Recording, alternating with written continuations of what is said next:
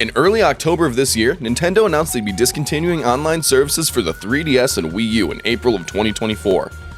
Despite this unfortunate news, Pokemon Bank was announced to be among the services that would remain functional beyond that deadline, with the caveat that while they won't be shutting it down right now, it's a good idea to transfer things from bank to home as soon as possible.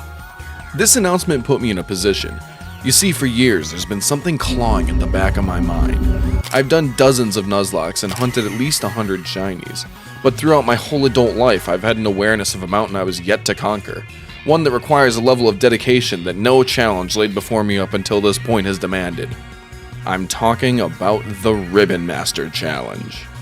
Most challenges in Pokemon can be achieved on a single game, or even in a lot of cases, just done on an emulator. Where this challenge differs is that it needs to be done on many games. There are actually a lot of ribbons in Pokemon.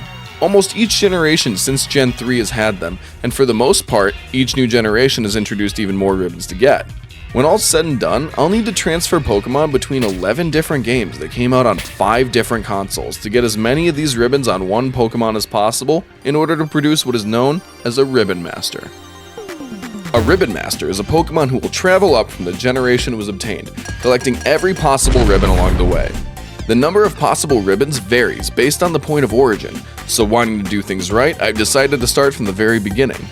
Scarlet and Violet left a lot to be desired for me as a longtime Pokemon fan. Really anything after Black and White 2 has been that way, where I beat it and I don't revisit them and replay them the way that I do the older games.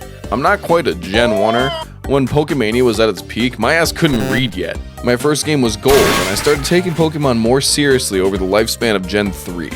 A lot of the mechanics needed for transferring Pokemon between generations are locked behind game completion, so I get a chance to play some of my favorite games in the series and take a trip down memory lane on the way to my goal. But that's where the shutdown of 3DS online services and the eventual death of Pokemon Bank becomes a problem. Nintendo has effectively told me that I need to start my Ribbon Master quest right now or I'm gonna miss the boat between the 3DS and the Switch.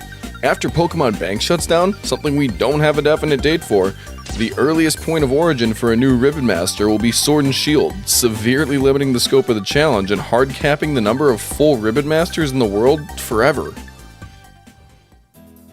The game of origin being Pokemon XD Gale of Darkness means that I cannot shiny hunt my Ribbon Master. That's a decision I made consciously. I don't want to have to miss my deadline because I spent a couple months too long soft resetting for a shiny. In addition to that, the pool of Pokemon that you can get shiny in the other GameCube title, Colosseum, doesn't have a ton of good options that can also visit Pokemon Legends Arceus to get the ribbon there. So for the actual Pokemon who will be our Ribbon Master, I've settled on a classic and a personal favorite. I couldn't think of anyone more suited to bear the weight of this challenge better than the OG big boy Snorlax. And there's also good reason to believe that Snorlax is currently the most future-proof option for a Ribbon Master, as it's likely that even if it's not in the base game's Pokedex, Snorlax will be able to leverage its status as a favorite to make sure it gets in with a DLC before the end of a generation's lifespan.